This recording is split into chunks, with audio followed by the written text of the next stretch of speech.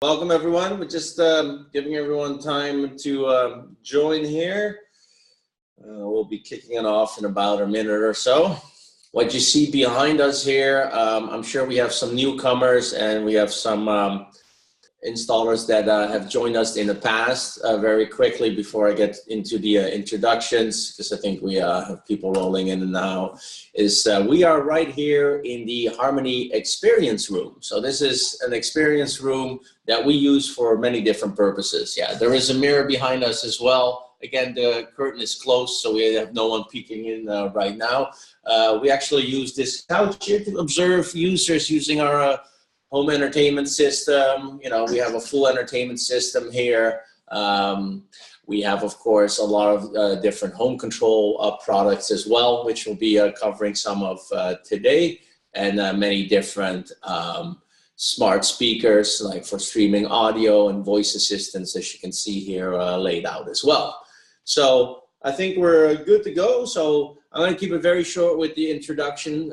It's more important for the newcomers. Of course, some of you have already joined in the past. So me and Brad were actually just talking about how can we introduce ourselves in a little bit of shorter form. So I'm going to challenge myself to keep it very brief. Very quickly, my name is Pike. I've been with Harmony for 12 years, had many roles, still have several roles, but just quickly going back, started in customer service, did the dealer support line for a while as well, kind of became an SME. Then from there on, I moved into the QA department for the Sprint. Every time we do a software development feature, I was involved with that. Moved on to data, which I still play a vital part in our database. And from there, moved on to the Pro channel. And I'm now part of the Pro group with Brad. Very excited to be part of this group, and we host webinars, we do training material and so forth, and of course work on the backlog to really create more features for the Harmony Pro to make it a success. So with that, I'm gonna pass it on to Brad. Okay, so morning everybody. As Pike said, so I'm Brett Bjorkquist, and I haven't been here quite as long as Pike, but I've been here about a year now actually. So I got brought in at the beginning of the year specifically to help build out the CI Pro channel. I come with about 15 years of install experience, started out on West Coast side for Good Guys locations, ran stores, ran custom install, started my own shop, and then started playing with some of the manufacturers through the years. And then, like I said, got brought in to basically, help build out the channel. So CDS certified, ISF HAA. So like I said, a great resource. Sometimes we get dealers that have questions. Not just about Harmony specifically, which Pike is absolutely the guru on stuff like that, but also sometimes how do I, kind of push the limits of the system, or how do I do something in a rack, or, some different kind of setups that way. Like I said, I'm always here to help, as is Pike, to be able to kind of walk through some of those scenarios with you and see what's possible. So with that, we'll go ahead and start taking a look. Pike, we'll have you start off today with some demos. Sounds good. Any polls to kick off? Real quick. Well, I was just going to say, so we'll do two things, you guys. So we'll actually kick off a poll, and then as Pike was commenting, like I said, there's definitely a Q&A section at the bottom. What we typically do is when one of us is chatting, the other one is kind of heads down answering questions on the computer. So if you have questions about what Pike's presenting, I can usually answer those. If it's something that we think will benefit the whole group, then oftentimes I'll ask Pike or I'll answer the question live. So like I said, definitely use that section in here. The other thing that, like Pike was saying, was polls. We like to be able to again, find some ways to be able to gather data so we know how to best serve you guys, integrations, things like that to focus on. But also it shows you guys what other installers are doing. So again, great feedback on there. We'll kick off this first one though, as kind of a simple one. Are you currently installing Harmony remotes? And if so, which one? So obviously you may be installing more than one. Pick your favorite. But like I said, this just kind of gives us a general idea of what you guys are doing. And as you guys are filling in the poll again, just to clarify, the questions don't necessarily have to be related to the topic. So it can be any question really related to anything Harmony related. So feel free to raise anything, and we can either go through it as the questions are asked, or we might decide to park it and cover that later during the webinar. So okay, we'll go ahead and end this poll here. Share the results. So again, it's like 65% of you guys are installing Harmony Pro, 10% Elites. a couple 650s in there, and 15% not installing Harmony yet. So, you know, we always say we appreciate all the guys that are already installing our products. You know, what we've seen lately is a real shift from the Elite to the Pro. Obviously, some of that has to do with some of the promotions I'm sure that we've had run in the last month or so. And we'll talk about that a little bit more later on. But like I said, we love seeing that. But we also love to see the new guys that maybe haven't installed a Harmony remote yet. And again, we hope we'll, you know, teach you some stuff in here and show you some good reasons why you should be, you know, taking a look at it as an option for control.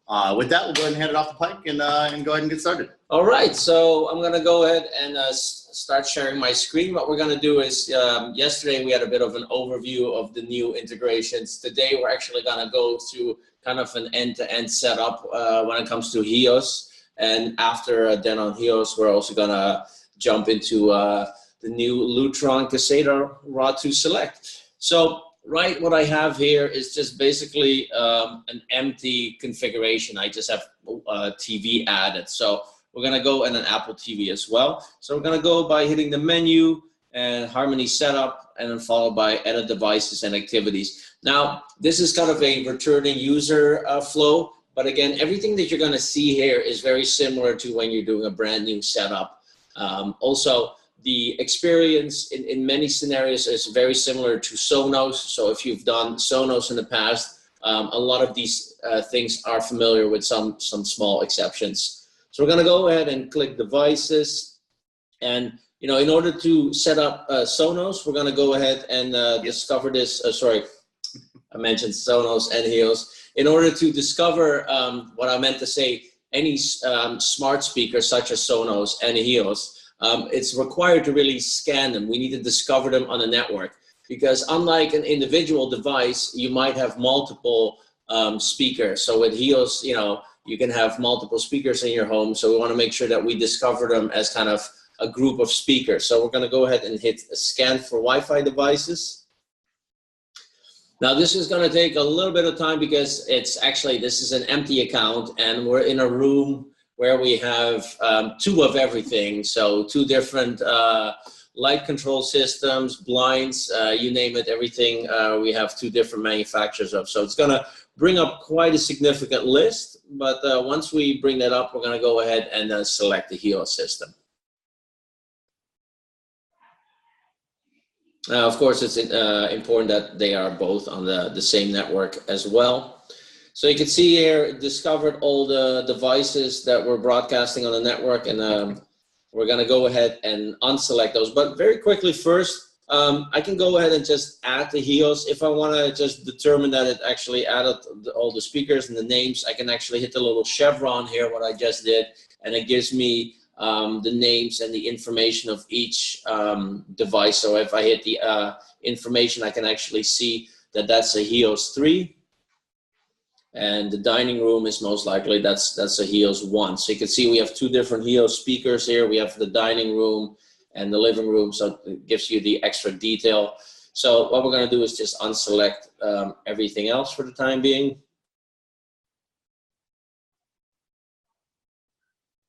And you can see, yeah, similar to Sonos, HEOS is also grouped as, you know, it's really a speaker system. So we're gonna go ahead and hit next.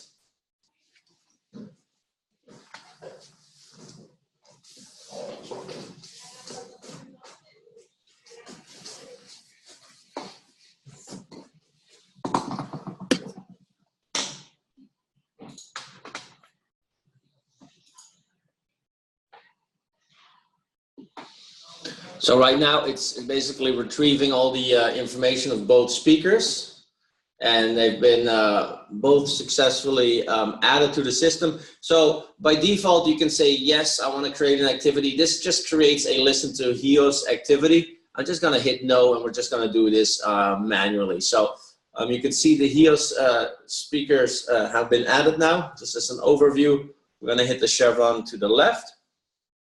I'm going to go ahead and click the activities tab there. I'm going to go ahead and click add activity.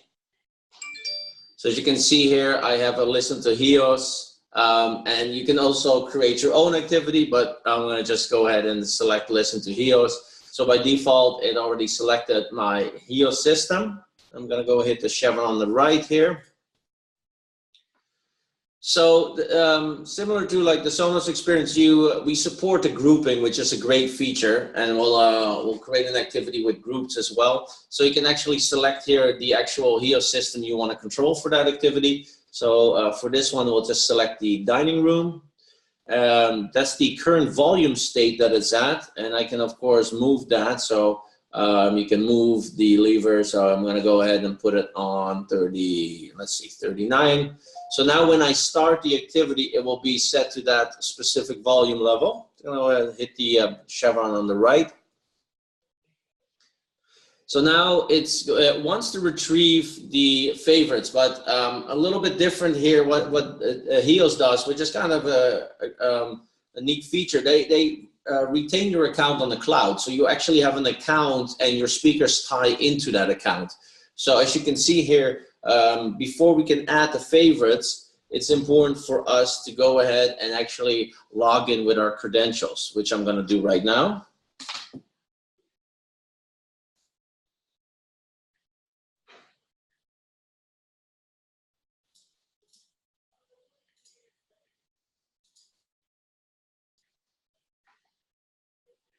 So this is just a test account here.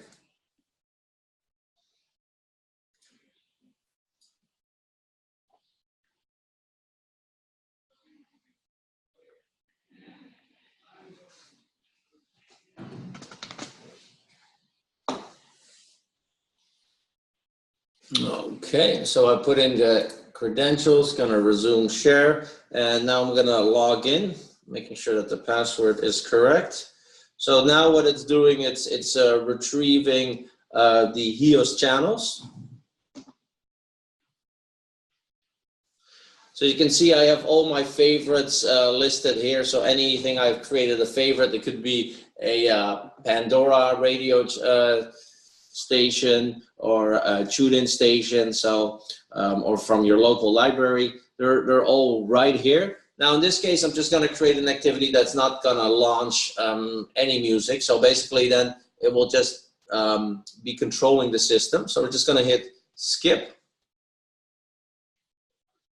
And now it's just gonna sync the favorites. So the first activity is gonna also now that it retrieved all the favorites, it's gonna like permanently store the access on that as well. So we created a listen to HEOS. Now maybe afterwards you decide, well, maybe for this customer I do want it to start a specific favorite, or you can create a separate activity for favorites. I usually encourage, that's what I have at home. I just have my main activity, and then I have a couple of activities that I use for radio stations I listen to a lot as well. So, but if I want to change this one, I just click on the existing activity, followed by edit the start sequence.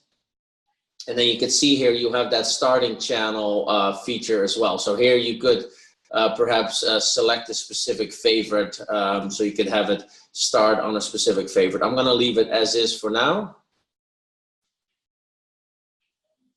And what we're going to do now is we're going to create a second activity. So I'm going to go ahead and click Add Activity. And so we already created the recommended activity. The Listen to HEOS activity is just basically just creating an activity with HEOS. But in this case, we'll just create an activity. Let's call it Party Time, for instance. Just entertain guests, and then you can give it, of course, a custom icon. So you got all these different icons. You know, maybe you can create a Christmas activity if you want, for instance, here. Why don't we do that?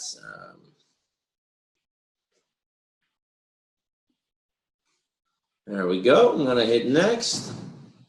I'm gonna select my HEOS, dining room, living room. So now I want this activity to automatically add all my HEOS speakers. In this case, we have 2, but it could be 5 or 9. You know, we basically support what the HEOS system supports. So we're going to go ahead and hit the chevron to the right.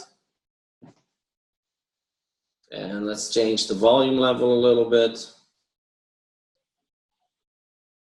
Let's say we can do this. There we go. And again, they can be the same or different. We're going to go hit the chevron to the right again.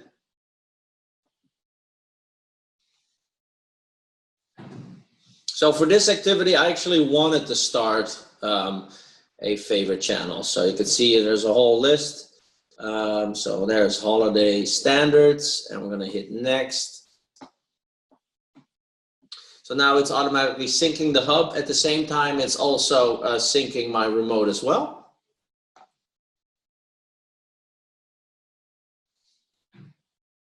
And as you can see, we've created the activity. So I'm going to hit the chevron to the left because we're done there. And I'm going to hit the X here on the top right.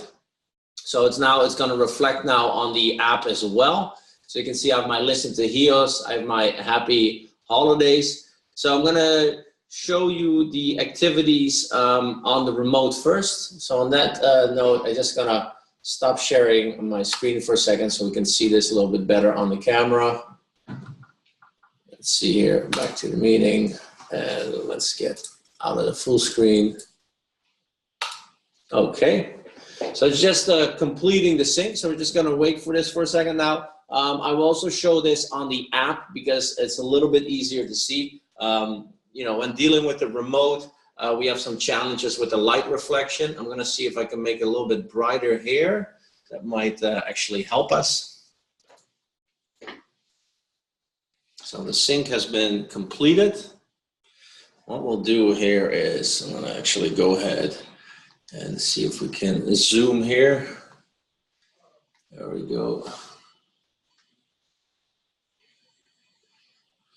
What we'll do is maybe demoing it on here. It's a new approach I'm going to try just so I can get the angle down a little bit better. Just bear with me for a moment to see if we can get the camera to focus a little bit. So you're not going to see it completely sharp. There's just too much light hinder, but it will give you a general overview. So let's go ahead and start the listen to HEOS. You can see the activity is starting.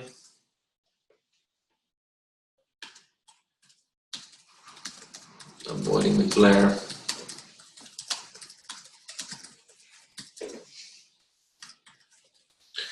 Okay. Let's see here. There we go.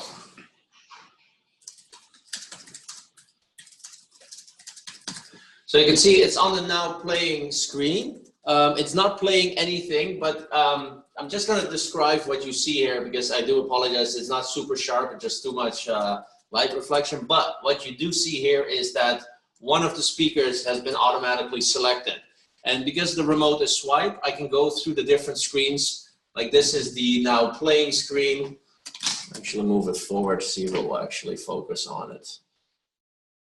That's the now playing, there we go. And if I swipe, I can actually see my Sonos. And again, we'll put this, refer back to the app. I just want to make sure that everyone understands that that experience is also, of course, on the remote where it's most important. And you can see I have my favorites here as well. So I'm going to switch back to the app. Keep in mind, what you see on the app is basically what you're going to see on the remote as well.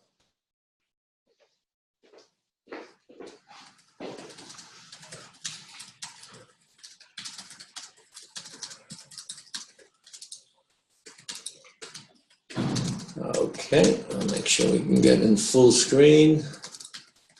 There we go.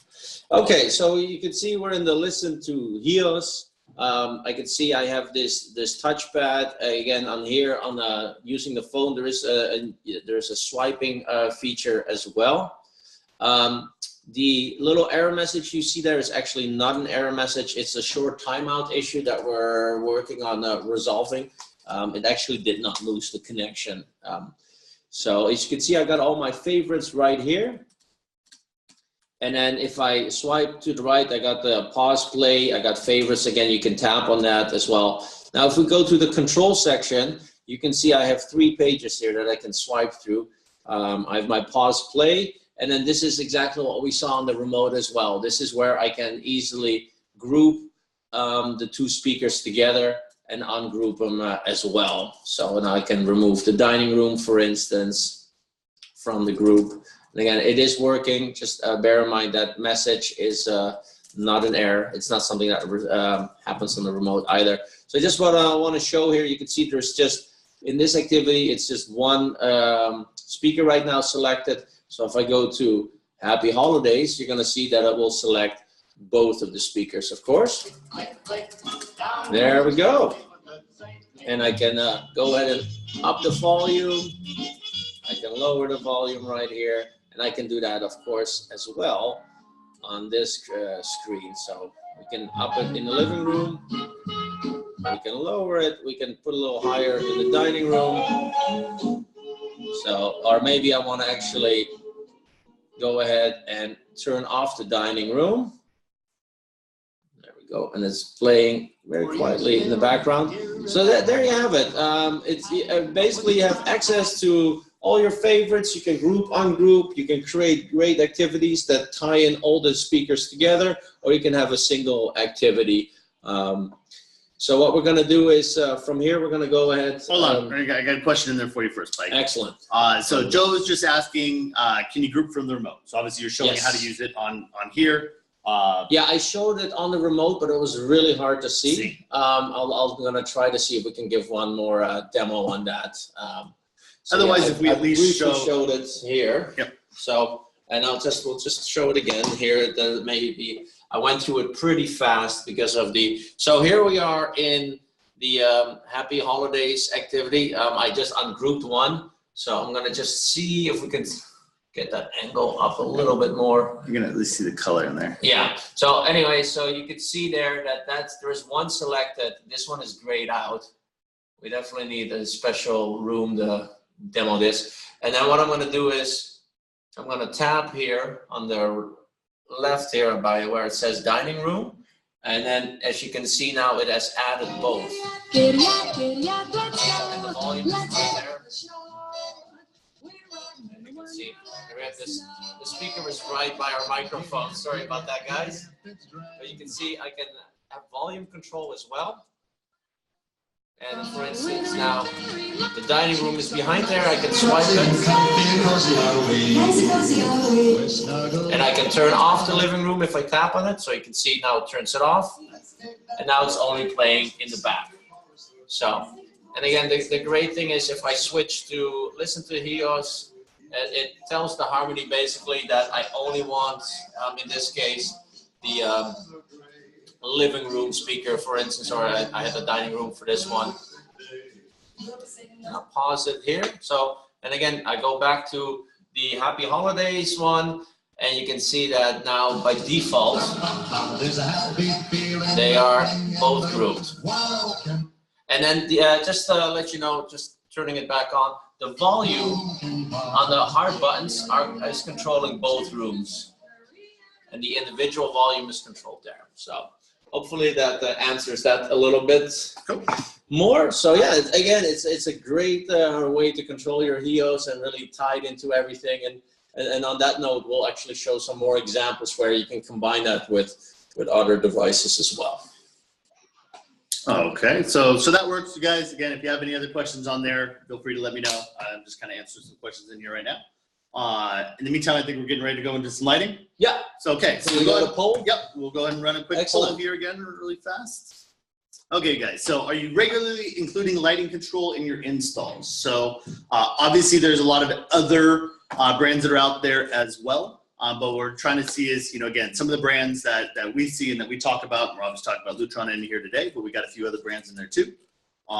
So like I said, we'll give this a couple seconds here to let everybody answer.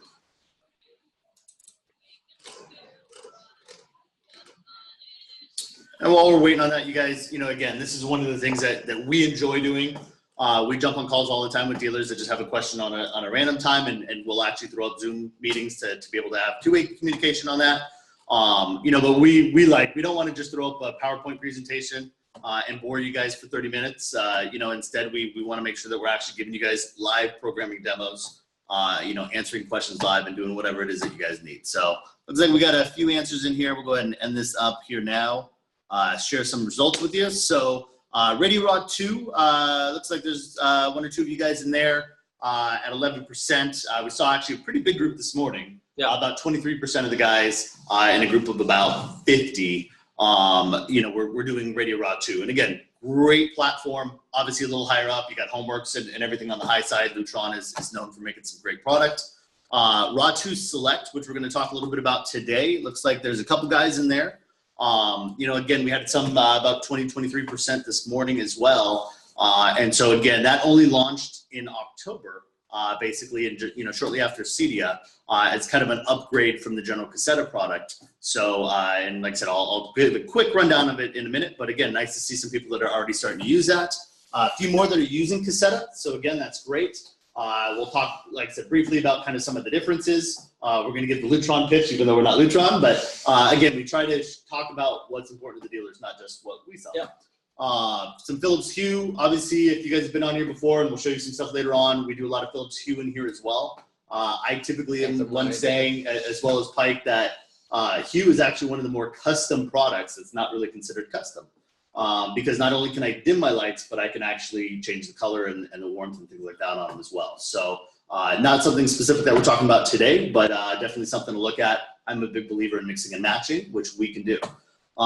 Z-Wave, got a few of you guys in there as well. And it looks like, again, half of you guys aren't installing lighting yet. And so I get that. And a lot of times if you don't have a C10, we don't want to worry about, doing switches and the rest. But some of the stuff that we show in here, there are alternatives that are bulb-based, so you don't have to have anything, or plug-based to do a couple lamps. And I'm always a big believer when I need some real electrical work done. I've got partners that I have in the electrical trade that I come up, and when they have some AV work to be done, they call me up.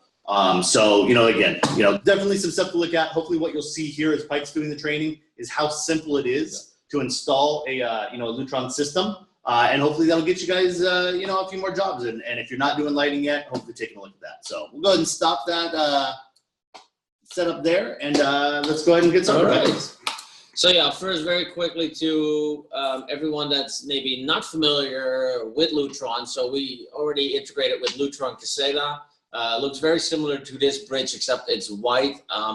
The Lutron RA2Select is just a step up from the Cassetta system. And it's really, really also for the Pro channel.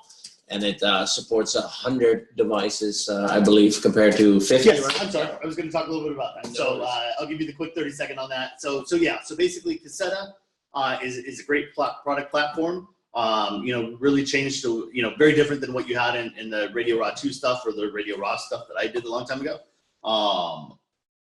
But, so it's all programmable by app. But again, 50 light points is enough for, again, basic rooms or, a small home.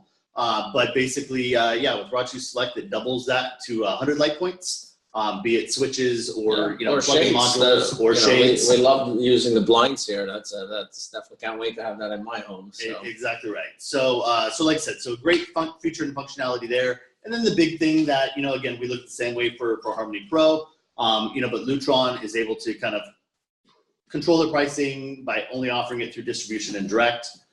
So again, that's a great way to have a product that's not being sold at retail and big box and do-it-yourself stores. So like I said, it's a great product. We like it. Obviously, we support Cassetta. So all of you guys that are doing Cassetta, most likely that that we definitely support that. And that won't change. But for those of you that are doing Cassetta, I would definitely say check it out. The price difference isn't that much. The margins are a little bit better. And again, it's a great product and you're not going to get shopped on it. So that's kind of my 2 cents on it. Excellent. So I'm going to bring up my app again. So we're going to go switch now to my iPad. There we go. So before I launch the Harmony, I'll just show that, of course, before you set this up, you make sure you set it up with the Lutron Cassetta app. As you can see on the Lutron app, I have the kitchen window here. I have the dining room lamp. I have the dining room window, so I can lower the shades maybe a little bit because we have lots of people peeking in. And table lamp, desk lamp. So these are a couple of lamps that we have set up in this room. And I'm going to go ahead and go back to the home screen. And let's fire up the Harmony app. So we're going to continue on building this remote with some great products. So I'm going to hit the menu, Harmony setup, edit devices and activities. Again, so here, when I hit the add device, I can go ahead and manually add it right in here. So I can actually hit Lutron Bridge repeater here, as you can see, and it's just going to allow me to sign in. Or really what I can also do, and that's what we recommend, because usually when you're setting it up from scratch, we're going to automatically scan as you're creating the account. So when you're putting in your customer's credentials, we're already scanning the back end and your whole network to see what devices are connected that we support. So we're just going to go back to this page that we also were using with the Denon HEOS, and we're going to just unselect everything except, of course, for the Lutron RA2Select bridge.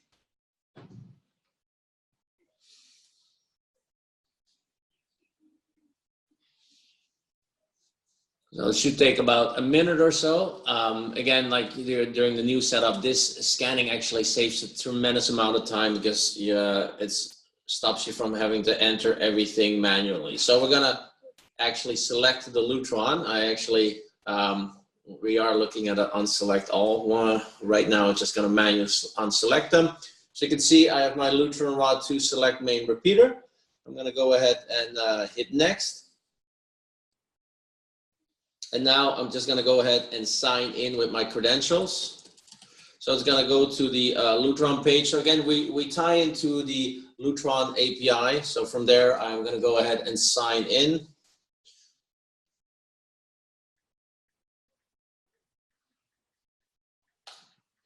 I'm just going to pause my screen for a second. There we go. That's right. He's got to keep his passwords protected. Yeah, very confidential. Well, that's we don't want people play tricks in our experience room. That's right. Okay, so we're gonna authorize the connection, of course, with Harmony. So this is gonna fire us back to the app. So you can manually click here or just simply hit open here. It's gonna bring us back to the Harmony app, and now it's gonna go ahead and retrieve the Lutron RA2Select devices. Okay, so you can see it has added the bridge. If I want to see the devices, make sure everything is added, I'm going to click on the bridge here, and you can see it discovered lights and blinds. So if I click on lights here, it collapses and actually shows me the 3 lights that we already saw in the Lutron app as well. So these are my 3 plugin modules, and then of course I have my dining room window and kitchen window. So these blinds have been added as well. Just a couple extra notes. Maybe if you add another lamp or a blind later, you can always refresh, and that basically makes another call to the Lutron cloud, and it will retrieve any new devices as well. I'm going to go ahead and hit back. So now that we've added our devices, let's create some activities. And because this is a home control product, some of you and again, very important also if you haven't done any home control yet. So by default, when you trigger an activity and switch to another activity, it's going to turn off the current running activity. Now, and that is designed with AV in mind. Now, when it comes to home control, I may create an activity that only triggers an action, maybe just a start action with raising the blinds halfway or turning on the lights as a specific activity. Now, when you do that, you're going to get a specific question where you can have the behavior a little bit different. So that's what I'm going to actually show you here. So I'm going to go ahead and create an activity with just home control, and I'll elaborate a little bit more on this question.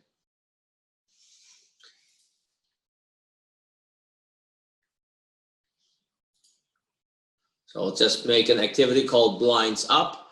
Again, you can search for different icons. So you can see I have a blinds up icon as well. It could be any icon, of course. I'm going to hit the chevron on the right. And in this case, I'm just going to select the dining room window and the kitchen window and hit the chevron on the top right. So this is the question that we ask here. So it's a question about entertainment devices, as you can see there. And we basically are asking when this activity starts, you have the option to power off the current entertainment devices or leave everything on. So it all depends what you're doing. So I, for instance, at home have an activity that turns everything off. It's the kill switch. And basically it's a home control activity that I've set up to lower the blinds and basically turn off all the lights and lower the thermostat. And then I've made sure that it also turns off any entertainment devices that are in an activity. So what happens is if I was watching Watch TV, for instance, with the Harmony and that activity was running, it would turn that off as well. This activity, however, I want to make sure that we keep any running activity as is, any AV activity running. So if it's a watch TV or a watch movie, we're going to leave that as is. So we're going to leave this option instead of selecting, you know, power off entertainment devices. We're going to leave it on as is. So I'm going to hit the chevron to the right. I'm going to hit right again, and we're going to go ahead and select the first blind. As you can see here, this is the current state of the dining room window. And let's go ahead and move it all the way up.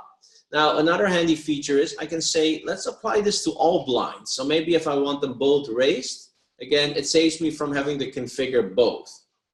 Now, if I do it a little bit, let's just go back here, just like a hair, for instance, and I hit go back, you actually will see a percentage here. Now, in another webinar, again, we mentioned, can you do a percentage here? Right now, we don't support that. Like this would be probably 50%.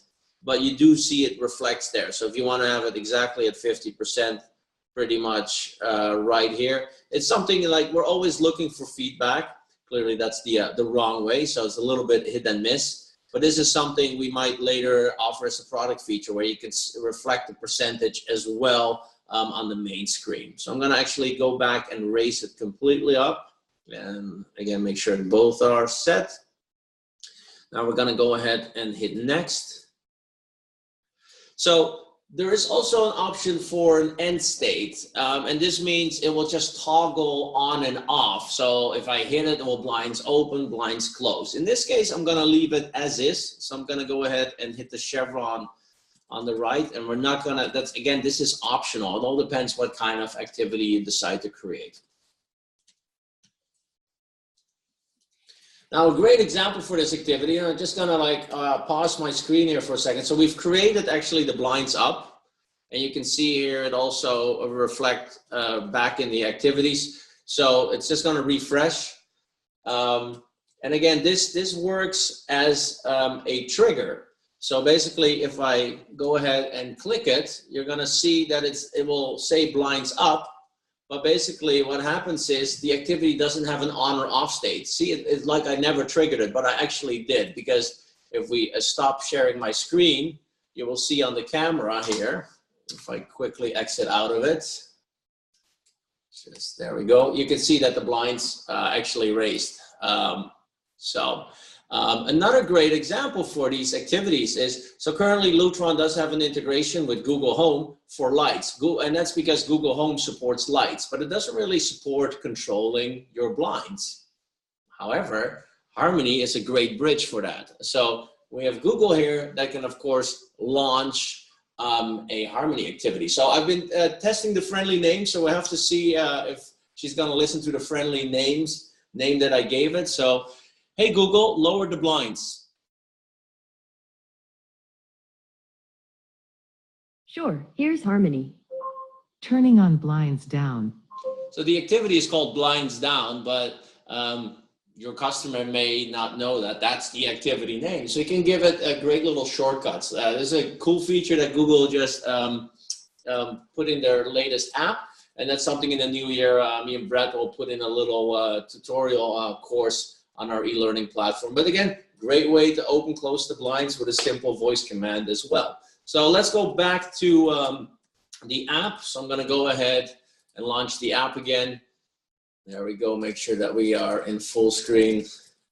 We're gonna hit the menu, Harmony setup, add devices and activities. So that's a little bit more about blinds. Let's go ahead and create a lighting activity. So I'm gonna hit add activity, and I'm gonna select, let's actually, before we create our own light activity, let's also show a use case where maybe when I watch Apple TV, I want my lights to perhaps dim as well. So we got the Samsung TV and the Apple TV added. They're already selected by default. I'm gonna go ahead and select an input, so maybe HDMI 2. I'm gonna go ahead and hit next. And we're gonna say, yeah, the Samsung here turned on in the corner. So this is the home control page. So of course we wanna adjust our home control devices. If you hit skip, of course, it's not gonna add any of your home control devices. So let's make sure we actually want the lights to turn on, but I kinda want them dimmed. So let's do 17%. And you can say apply to all lights.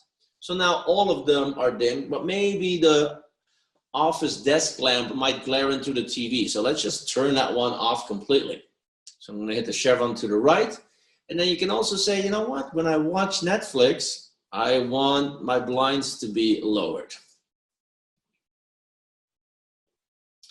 Now, another great option here is, when do you want this home control adjustment that is tied into the Watch Apple TV to happen? There might be scenarios when, you know, anytime I trigger that activity, I want this to start. Or, again, maybe if your kids are starting Apple TV to watch Netflix at 2 p.m. to watch some cartoons because they have a day off from school. Again, what you can do is, you know what, only start this after sunset. So again, it's another great feature where it will only trigger this after sunset. And you can do the reverse as well.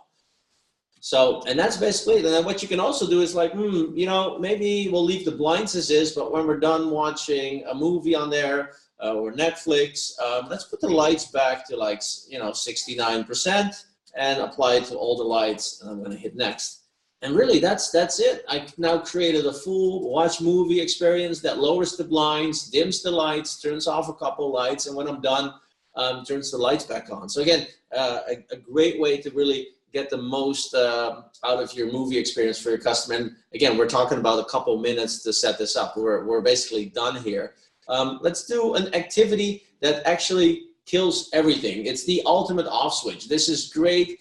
You can trigger this with Alexa. You know, this is great when, you know, it's, you know, time to get some sleep. You just say, you know, turn off away. You can call it whatever you want, but I'm going to just go ahead and hit add your own activity. I prefer to just call it away. So when I leave the house, or you can say, you know, turn everything off, or you can call it good night. It all depends, whatever you prefer. So you can see I gave it a name. You can, of course, associate an icon with this as well. Let's just give it, for time's sake, well, just a quick generic icon here, which is fine for now. Hit the little, actually make sure we actually name it a little bit proper. So I'm going to actually call it away for now. So when you leave the house, in this case. So what's going to happen? What we want the dining room window and the kitchen blinds when we leave the house to, of course, lower, so the sun is not going to heat up the place, and we don't need to run the AC. And we're going to make sure that the lights are all turned off. And if I had the thermostat in there, I would select that as well. In this case, yeah, maybe if the TV was on, we definitely in this case want to power off the entertainment devices as well. So I'm going to hit next. And now I'm going to go ahead and hit the office desk lamp here, and we're gonna make sure that it applies to all the lights, and we're gonna basically lower the blinds as well. There we go. So now basically, let me actually go back here so you can see, just a recap, everything is the master bedroom. Actually, I want to make sure that those lights are off. There we go, and we're gonna apply that to all. There we go. So now they're closed, all the blinds are closed, and the lights are off. Again, this is just a trigger, so we don't have to have an end state. So I'm going to hit the chevron on the top right, and that is basically done. And now this activity that we just created can be easily triggered right from the remote or the app. This is handy when maybe, you know, your client, you know, left the house and they forgot to turn everything off. Well, guess what? They left the remote at home, but they, of course, still have their phone with them. So they can trigger this away activity right from their phone. So that's a great way of getting the most out of it. So that's just a, you know, high overview of the basically Lutron integration. The last piece I will quickly show is another great feature that, you know, we talked about what remotes do you install. Now, one great option here is these home control buttons that we have. So make sure we're back on full screen. We're just going to go to the Harmony setup, and we're going to go right back to this section for the remote and hub. So on here, you have the option to customize the Harmony Pro home control buttons. So here we are looking at the Harmony Pro. We're going to select home control buttons. And I'm going to assign that first button, for instance, to maybe I want all the lights to be assigned. And then for the bulb button on the bottom, maybe I want the specific. I want the bedroom table lamp assigned. And on the plug there, again, it doesn't necessarily have to be a plug. It can be a lamp too, or it can be the blinds. So basically when I select the blinds here, the rocker button, if I hit the minus there, it will lower, and the plus will raise the blinds. So again, another great way to get the most out of your Harmony Pro by having utilizing these home control buttons as well, with a very easy way for anyone in the household to control the lights and the blinds. So that sums it up, and hopefully give everyone a chance to, if there's more questions we want to take care of. Yeah, we got some time. We got a few other things to talk about. I know Brett still has a bunch too. So. Oh yeah, absolutely. So, but I'll tell you what, we're talking about Google, we're talking about Alexa. So we'll go ahead and throw up another poll on here. So this time we're asking, have you been installing voice control products for your clients, and if so, which products? So we got Alexa, we got Google, we got not really installing them or only when they're beginning to ask, but you are seeing them in the homes. Go ahead and give this a quick minute to let everybody answer here.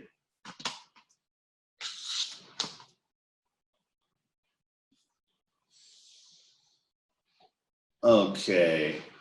And Johnny, give us just a second. We'll go ahead and run through that when I'm talking about the Pro Portal, which I'm going to do in just a second. Cool. Okay, we'll go ahead and share these results here.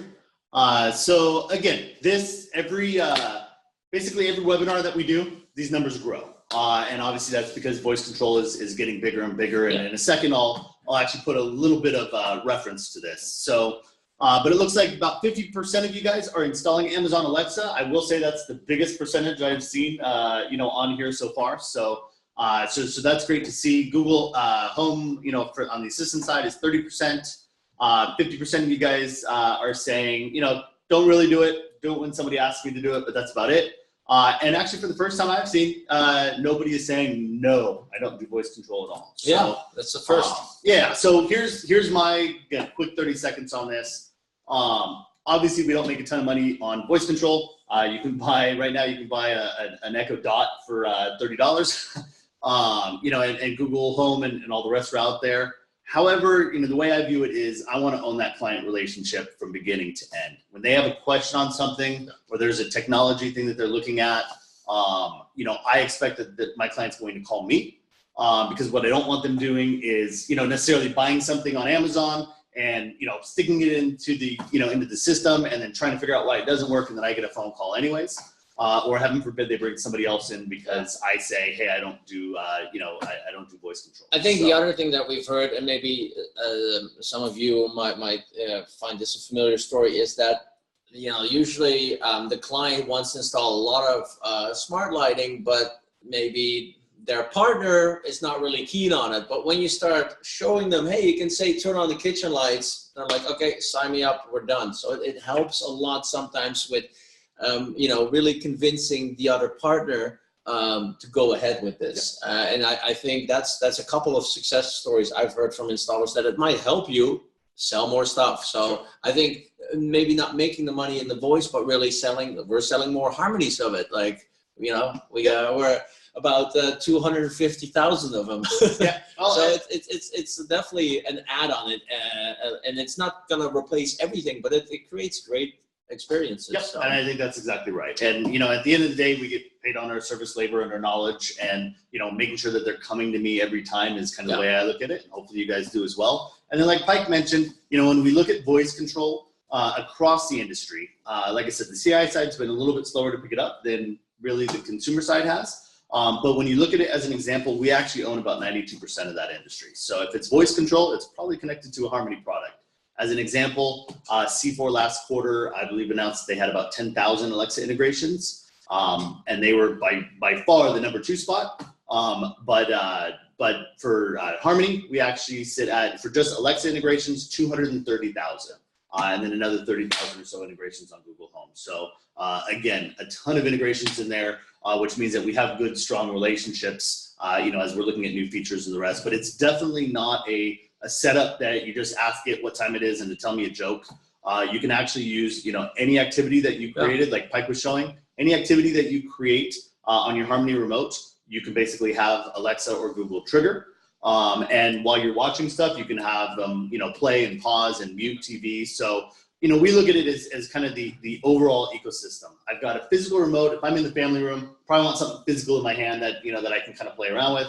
But maybe I'm floating around in the kitchen or walking around the house. It's nice to have voice control when you're busy doing something. And things like pop, for scene control, and then obviously app control. Whether you're in the house or out of the house, the client has that control as well, room to room, especially if they're doing lighting or, thermostat or wireless speaker control. And again, you can tie this all together. We saw the home control. You can also create a music activity with the blinds, with the lights. You can tie this all very easily together. Looks like we're about on time. I see we probably want to leave some time for some more questions. Yeah, I want to run really quickly through the e-learning dashboard on there, and we'll talk about the dealer portal real quick. So I'll share. And then we can go through some questions later on. I've already answered a few, so we'll wait until I run through. Okay, you guys. So some of you guys have gone through the e-learning portal. We'll just run this quickly since we're kind of coming up on time and we use a little bit more in there.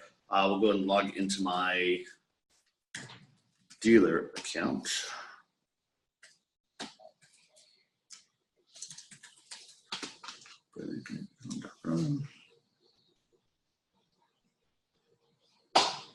Okay, you guys, so, real quick in here, there's a tutorial once you sign in. So where you would go is you would go to logitech.learnupon.com. So logitech.learnupon.com.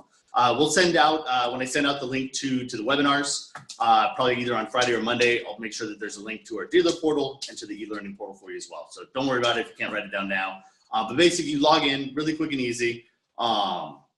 And it'll actually log you through, and it'll take you to an e-learning demo, and that basically walks you through how to be able to use the site as a whole. We'll cover a few of the key features on here now, but like I said, definitely it's a quick little course in there. But we run through simple setup. We do some advanced stuff. We show you how to integrate with Alexa. We show you how to integrate with Sonos. You can see on the setups in here. So anything with a blue background is typically a Harmony-based training. Anything with a yellow background is a pop-based training, which we won't talk about today just due to time, but we talk about all the time, where you can come on here and learn some stuff. But a great simple scene controller for you guys. And then if it's got a purple background, we're developing some trainings right now in integrating with our circle cameras. And then if it's an orange background, we're also developing some sales trainings as well to kind of show differences between Pro and Elite, and other ways to be able to set up solutions, or other ways to create even sometimes some RMR capabilities. So like I said, so those are in there. Real quick and easy, I'll click on one of these really quick. We're only going to go through a slide just to give you a gist of how it works. The system will automatically retrieve any favorites you or your client has set up. Hit the right arrow in the top right corner to continue. So what we do on here, this is obviously starting right in the middle, but we're only going to do, like I said, a slide or two on here. What we didn't want was just a video, that you're always rewinding or trying to figure out what's what, or something with just a next button, in the bottom right corner. We wanted something that was interactive and exactly mirrored the setup. So the same way that Pike walks through here and does his setup on the mobile device and shows the screen, that's exactly what this is. So it walks through. If you click in the wrong spot, it basically gets a little yellow pop-up in there. You click in the orange. On the starting channel during our last activity. But for this one, we can skip the starting channel option. This will leave Sonos in its current state with the exception of the volume level. Go ahead and hit the skip button. So again, we walk you through, but the idea is whether it's you and you're learning something new on here, or you just brought on a new installer and you need to get them up to speed. These are all, generally speaking, 5 to 10 minute modules. We've got some that we're working on right now that are literally like a minute and a half. Because it's just so quick and easy. I think our full setup on a basic setup, which is literally out of the box, plug the hub in, start point, all the way through, it's done and it's finished and it works on the TV, is I think a 25-minute, and that's with me talking. So, you can imagine if you're just running through it afterwards, how fast these setups are done. So we'll go ahead and skip in there. We're gonna go ahead and close this out just based on time. But again, great trainings in here, you guys. Definitely wanna take a look. If I run through this dashboard icon in the top, You can see in the pull down menu on here, if I go into the catalog, this takes me through all the different courses. We can see, you know, kind of again what the course is. This is an Alexa skill integration. It's got 5 stars, so it's got to be good. It's a 5-minute module. And again, if I can do a training showing it to you in 5 minutes, you could get it done in 3.5 minutes. You really can't get too much faster than 5, I guess. But you know, like I said, you can definitely cut down the time in here. And again, all those are on there, multiple areas. If you want to look at topics, you can filter it. So I want some hardware setup. You know, then it's going to show me my beginner setup. If I want to look at pop trainings, it's going to show me just my pop trainings. But again, quick, easy way to be able to run through these things. Resources. So if I go in the menu and click on resources here, you can see it's going to give me a wide variety of items in here. Again, if I'm filtering it out, maybe I want to look at Harmony Pro. Maybe I'm going to put a Harmony Pro up on the website to be able to show. We're happy to help you guys with those things, and we appreciate when you do it. You can see that this is a high-res PNG. We always make them PNGs so that you don't have to worry about background, you know, images and the rest. All the backgrounds are clipped. I click on it. I see a thumbnail. That's the image that I want. I hit download. And it's going to take me to my image. Again, you can see the backgrounds are already clipped for you. If I right-click, I save the image as, throw it on my desktop, and use it for whatever I want. The other nice thing is my portal is still here. It opened up a new pop-up window, so now I can just close it out and I'm right back. I don't have to worry about hitting back buttons or losing my spot there. The other cool piece with this webinar included, so if I pull up the webinar videos, this will show all the previous webinar videos that we've done. So this webinar will, like I said, be up on either Friday or Monday. So like I said, we're able to basically set that up, but if there's something that you or one of your installers want to be able to take a look at, great resource for being able to see all the past webinars and or get specific trainings. And again, the idea is they're short and they walk you through the setup. So if an installer was in the field and just forgot something or it was something new that they haven't seen before, they have that capability of being able to set these things up in here. So the other thing that we will be launching in the new year that Pike and I are working on right now, one, we're looking at adding more and more of these trainings in there. So we'll have a lot in the new year, but then we will also have a certification program coming up. So as soon as we have that, we'll teach a webinar on it and make sure that we get through there. You know, the other cool piece in here, if you guys are ever trying to figure out when's the next webinar, we typically do them every month, sometimes every other month, depending on kind of things that are going on. But whenever you're in the e-learning portal, we always have a webinar page on here. If I just click on that banner, it will always take me to that registration page. So again, same registration page that you guys use to get in here. Obviously, we try to send an email blast out to you guys so that you know that they're coming up. But like I said, if you happen to be in here, great way to be able to figure out when that next webinar is. So we'll go ahead and close that out here. Great article from CE Pro. So that's in there as well. If you click on that, that'll take you right to there as well. So again, great, simple. We wanted it easy to use, but you know, provides a good amount of training. And then dealer portal wise, I know some of you guys are already in the dealer portal. Some of you guys are not. We will be doing an update most likely in January. We're working through that right now. Pike and I just saw the first, you know, let's call it pre-beta, I guess. So we're getting ready. I know a few of you guys have been emailed. Maybe what we can do is, why don't we clear out some of the questions, and when the questions are clear, we can actually show a little bit of the portal. Sure. So let's just catch up to the questions. There's 2 remaining, and then we also have someone raising their hands. They want to probably provide some other feedback, so we can take care of that as well. So question, any way to add multiple IP-controlled Sony TVs and then use in a second zone with using the smart remote for the second zone in a Harmony Pro system? So really, there's a couple things. Yes, you can add multiple Sony TVs. I was actually at one of our distributors that had 3 Sony TVs, and we all tied them into one Harmony Pro, which is great because you can actually schedule activities. So the TVs are automatically turned on by Harmony at 7:30 a.m. and turned off at 6 p.m. Now, that being said, this question is more asking for multi-room. That's not something we support today. Again, this is, you know, as we're looking ahead, when we are starting to look at multi-room, I think what we first want to focus on is more IP integrations, because that's going to make the multi-room experience so much greater. So it is something, you know, we are challenging ourselves with and constantly looking at if we can provide it and how, but we do feel that there needs to be some infrastructure in place before we can, make a jump, such as, providing good multi-room support. That being said, yes, you can tie in a companion remote or a smart remote to a Harmony Pro. Definitely can be added. Now, the activities will not run simultaneously. The workaround, what you could do is leave every device on between activity transition. That's a power setting where you can say, I want to leave it on when I switch activities and only turn it off when I hit the off button. The downside is when you're using it in another room, the other person cannot control that TV at that same time. Again, the multi-zone feature is a phase one of the multi-zone where we're just broadcasting the same audio stream into another room or area. So, you're watching TV, you want the ball game sound, in the patio or in the kitchen. That multi-room is not multi-room, it's really the multi-zone that then allows you to simply broadcast that into that other room. It's very similar to the Sonos and HEOS experience that we just demoed, right? You're just adding that same sound into, attaching that to an additional zone. So right now I'm gonna give you a yes and no, but definitely you can add the additional Sony TVs to that account. So this one I'm gonna throw at Brett. Not a problem. So this is someone we have been, there's some talk going around this for a little bit. So basically David's asking if there's any plans for a Wi-Fi remote, that would never be out of range, and so forth. With the Wi-Fi network, the app works terrifically because it's on the Wi-Fi. The remote, again, it's using Unify. It's a 2.4 gigahertz.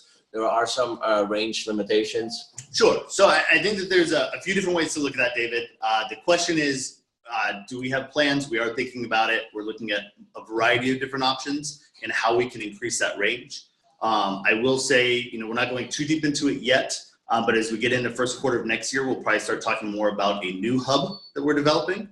But as kind of a quick instance in that, we are looking at how we can increase that range, and say that, the range needs to be 100 feet or greater. And then that's a great way to be able to set that up. So whether or not we move into Wi-Fi, which has its own issues as well, in all reality, especially on a busy network, or we just find a way to basically extend with different antennas or different ways to be able to extend the range.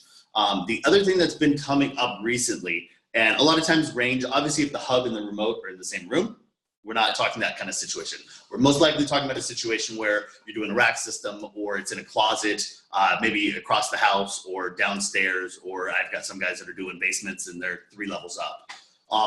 The other way to look at this, and we've done this with a few installers that kind of go, wow, that's cool. So typically in a lot of these installs, your rack may be downstairs. And like I said, you're trying to get the hub and the remote just aren't communicating properly because you're, again, 50, 60 feet, you've got some, floor, ceiling joists and the rest in there. What I've been saying that you could do as well, the assumption is you're probably running maybe Cat 6 or control cable running from that rack system up to your TV in that bedroom or family room or wherever else. Think about flipping it around. So the same way that you could basically splice in the IR out from the hub and run it to the TV, you could actually put that hub behind the TV and then basically splice that in, and then actually have the IR leads and the 4 and the 8 head IR emitters actually just controlling into the rack. So that way, again, the remote and the hub are in the same room. Now, obviously, that's kind of using the fact that you're using the IR emitters, or you have another way to do that you're not necessarily using the blaster out of the hub itself. But in many situations, that's kind of how it works. So John's saying he's done that and it works well. Great. So so I'm glad you could join, John. So I always love we get to see more and more people that have been on here in the past. We were talking to Robert the other day as well. Yeah. So yeah, like I said, there's definitely ways to do it. What I always tell you guys, our dealer support line is great for things where there's an issue with the system or you got a good question, like they know the system's in and out.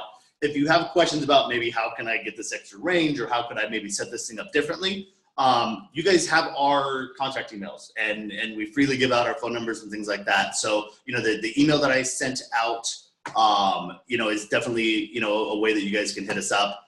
David's asking, is multi-room coming? I would say it is definitely something that I would expect to see. Probably not before the end of next year.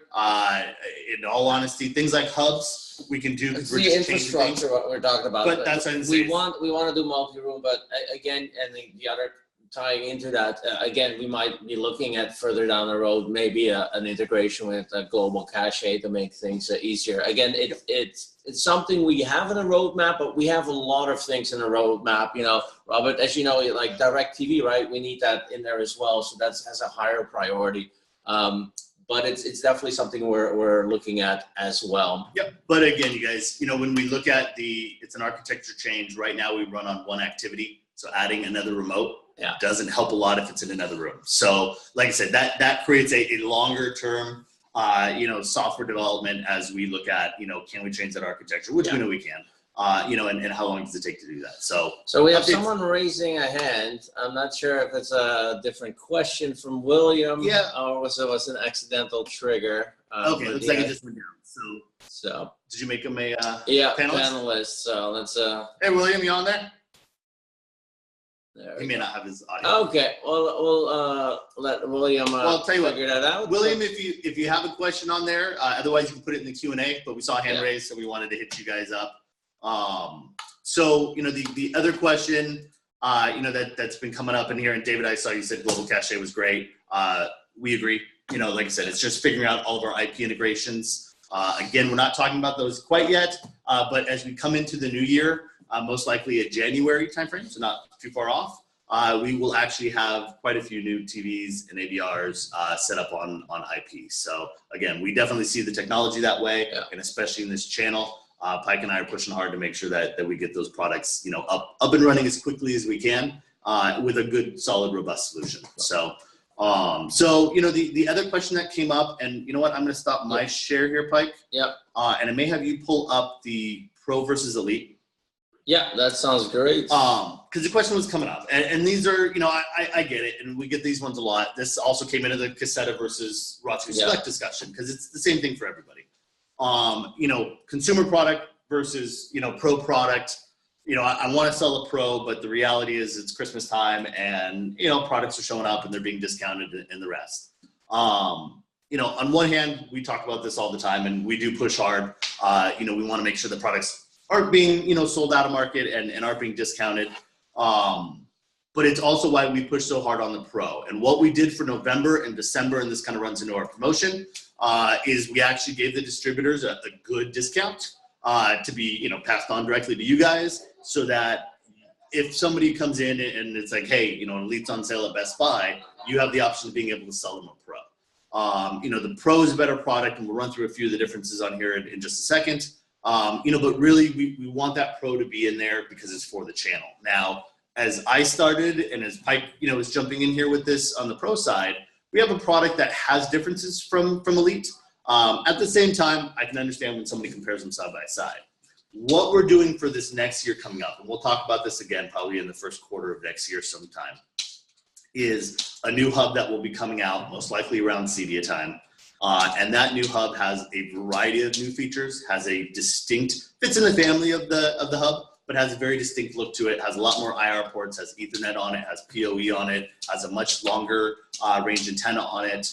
A lot of the things that we've been discussing in here today and questions that are coming in. So it addresses a lot of those needs, and it fully separates out a Pro product versus a consumer product, and gives you guys an ability to really answer that question as to, why are you putting me in a Pro when there's an Elite, at a lower price?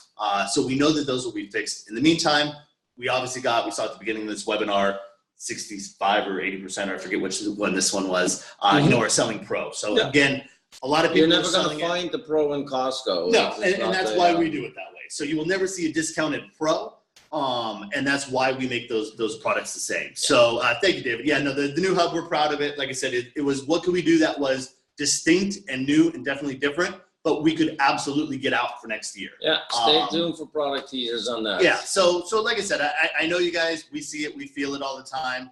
Obviously, holidays is a little bit worse because everybody needs a promotion. And so, like I said, we just continue to educate. We'll run through some of the basics on here as to differences between Pro and Elite. to give you, again, a little ammunition for what we got at the moment. Yeah, so as you can see here, again, it is on the outside, perhaps a kind of a reskinned Elite, but there is definitely some significant differences. But this does help you identify the difference between the two products with having that silver base. It's a lot more what's under the hood and what else is added to this remote as well. It's in the box and so forth. So if we just look at our slide deck, one very important piece, and you know, this is just on its own available online, retails for $24.95, is these IR precision emitters, and they are included with the Harmony Pro. So this is not something that you find on the Elite, and it's a lot better for your install jobs. They also come with rubber boots with 3M tape. So again, they're specifically custom made for those emitters, so you can get a very nice seal on that device. It just really creates for a clean installation. Again, these mini blasters we see sometimes when someone does some dusting around the AV cabinet, nothing works anymore because the mini blasters have been moved. So that's a big difference that's included in the box. Aside from the product itself, from a service level, you can there's 2 years warranty on the Harmony Pro for your client, opposed to 1 year. Underground zip lines. Who the hell would want to do that? There we go. I think we have William. Hey, William, how's it going? Joining. Do you have a question, William? You raised your hand. I think we're gonna probably mute him. Yeah, Not quite sure. You got it? Okay, yeah. Excellent. So again, significant different where you have 2 years over 1 year. The other feature we briefly talked about that is this multi-zone capability, and this is the first phase which we'll be expanding on, is the ability to basically distribute the audio that's playing, for instance, in the living room, and placing that same audio on the patio or in the kitchen. And it's a very simplified experience. It's the same experience that you see with Denon and HEOS, where by default, you can set up an activity to start playing the audio in all zones, or you can simply dynamically, which is great for the customer, they can just simply swipe to the right, and then they can easily select the additional zone and now broadcast that same audio on the kitchen or patio. And the nice thing is we don't refer to it as zone 2. You can give them nice custom names like patio or kitchen or basement. So again, a feature that is not available on Elite. And also very important, again, only available in the distribution channel. So you're not gonna find this on Amazon.com or Best Buy. So that's really an overview on basically showing you the differences between the Harmony Pro and Elite. If there's any other questions on that, again, we have the Q&A. Feel free to throw any of your questions in there. So excellent, David. Great to hear that feedback on the multi-zone experience. Again, we really want to make sure that we provide the right experience. Like we've seen multi-zone done in other remotes from different manufacturers, and it's just not a great experience for the customer. I mean, you may understand the whole system, but at the end of the day, you're going to leave the customer with the remote. They really need to know how to use this on a daily basis. So yep, and again, it works great as you're showing there, but it works similar to the Sonos, where on the fly you literally just click the button, does the check mark, discrete volume control. So you really can't get any easier for somebody who, again, they're in the family room. Maybe they want that audio turned on in the kitchen or out on a patio. Super easy for them to be able to do. And as you know, we're looking at IP. There's going to be a big wave of IP controllable AVRs that we're going to release next year. So you're going to have that same slider bar as well that you have with Sonos and HEOS, because instead of having to press the volume buttons that you now see on that experience, it's going to be a lot easier to do it. Yep. So again, let's see here.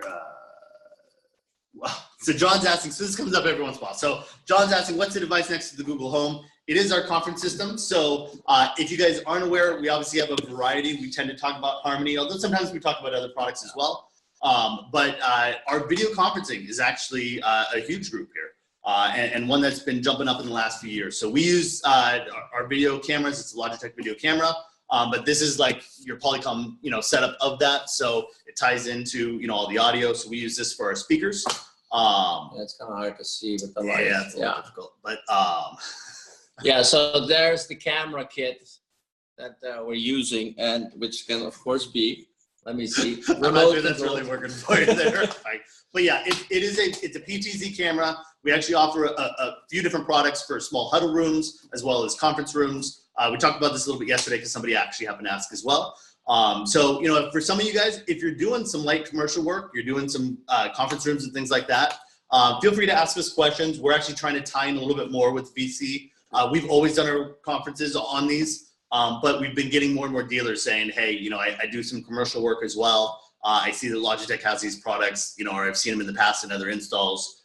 You know, what can we do? So the more feedback we get with you guys, and we're able to kind of pull those guys in and say, hey, we want to make sure that our dealers can offer this. And or, like I said, if we get some feedback on it, we'll actually do a webinar on this as well. So definitely, we're happy to talk about whatever you guys want to talk about. So, yeah, so like I said, that kind of hits that.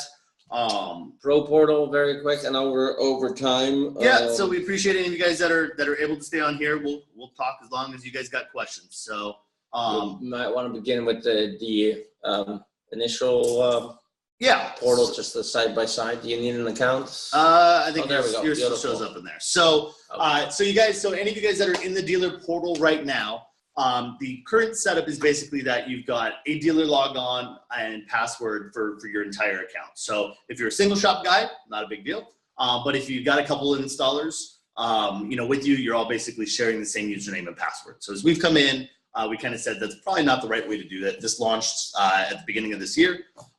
So, you know, one of the things that we've been working on is how do we create an architecture where whether you have multiple locations, you know, for some dealers, they've got, you know, again, multiple storefronts. So you can basically set up a dealer account, but you can see again in here in the current, so this is the current production. You can see Pike's list of some of his accounts. When you click on one, you know, you can see it in the different setups. So in John Smith, there's only one account here, one remote tied to it, 4 devices, 4 activities. If I go into one of our displays, we've got 7 devices, 13 activities, 6, but you can see all these different remotes on here. So great way to be able to manage your client list. If you, like I said, you can search in here by the client's name, you can search by their email, whatever they're calling up with. And then again, you can see all the remotes that are in their house. And then again, you can edit the remotes from here. If you're in a mobile device, you can then push that sync remotely to the client. Or you can request access to, like I said, to jump in here. A few of the things that haven't been available in this though, one, like I said, is installer level logins. And then the second piece was being able to remove clients. So there's times where maybe you set up a test account, or Pike's got a bunch of them in here that he no longer uses. And even us, we don't have an ability to remove that client. So what we've done in this new iteration, so basically I can select my stores. So like I said, if I have multiple stores in there, if I want to add an installer, I basically click on add an installer and I input their information. Super easy to do. But I can also edit them. The other thing is, let's say somebody was leaving, maybe they're just going on vacation or they're no longer with the company.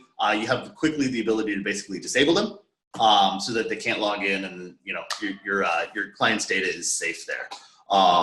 You know, but again, what we're able to do in here, I don't have any client accounts specifically in this one yet, since this is our kind of pre-beta.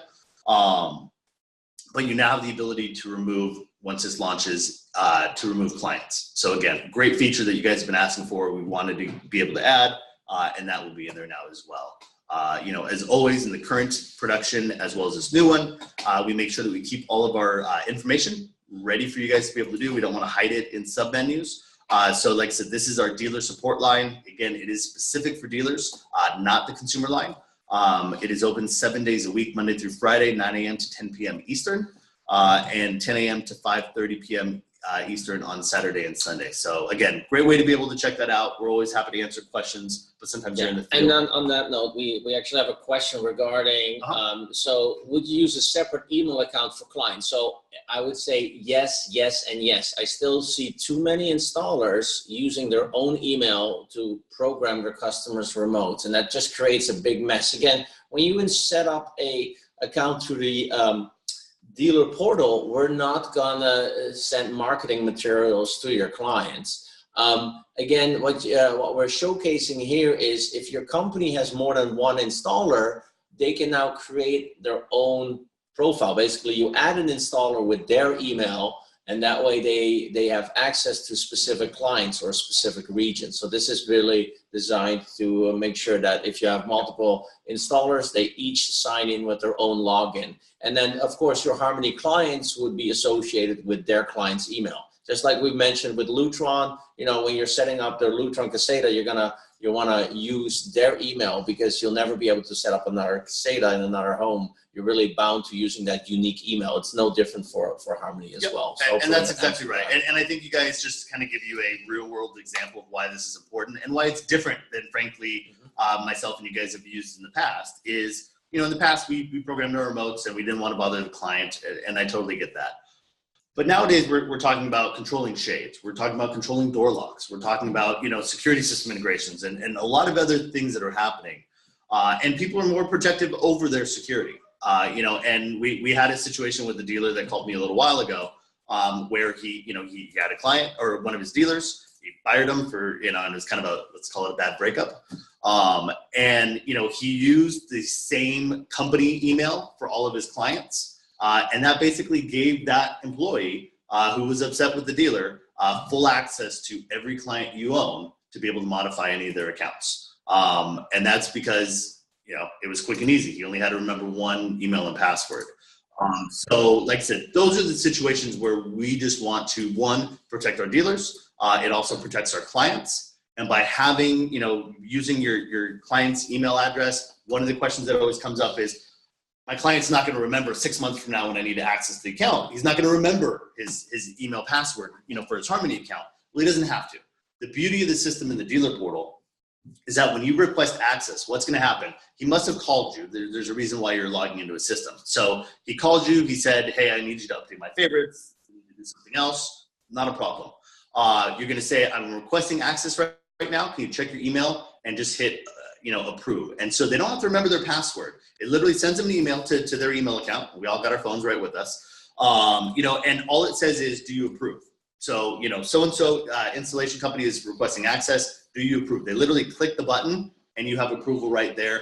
Currently in our production environment, it's 8 hours. This new environment also brings that to 48 hours. So again, if you're working on it today, but then you need to jump into it tomorrow, you still have that access. So again, it really is a better way to go, you guys. I know it's different than what we've all done in the past, but you're going to start seeing this with all the competitors as well, because, frankly, it's a security thing, and you guys are opening yourselves up to some liability if you're just using your account and that something happens to that client or somebody ever breaks into their house, and they were using, they find out that your login was the same for everything. We have another question on the e-learning.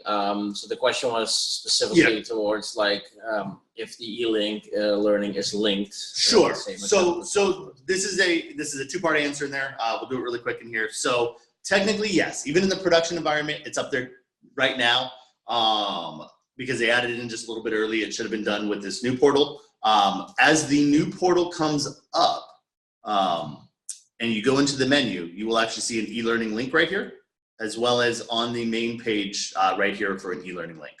When you click into the dealer portal, the idea is you log into the dealer portal once, and now you can go into the e-learning portal. You don't need a separate login and password. If this is the first time you've logged in and you haven't been in the e-learning portal yet, you can use that link right away right now. Right now, we're working on resolving this because, like I said, it's all supposed to be kind of beta.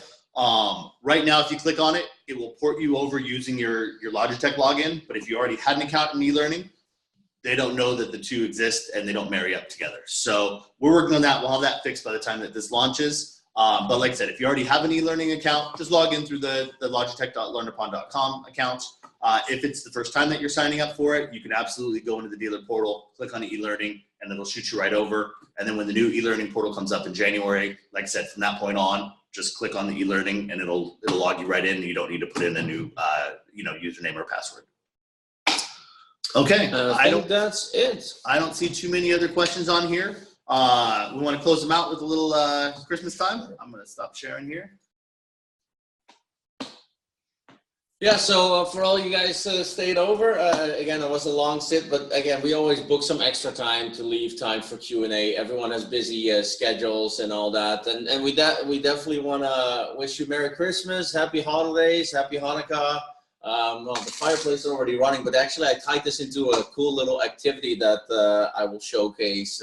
Let's see if my Google is working with my new shortcuts. Hey Google, start Christmas. Christmas Day is on Monday, December I forgot that's 25th, the 2017. thing but you know, we also have Alexa. Let's The actually. mic is muted. Google wants to just do stuff for Christmas, but again, you can give it keywords. So, Alexa, turn on Christmas. See where this goes.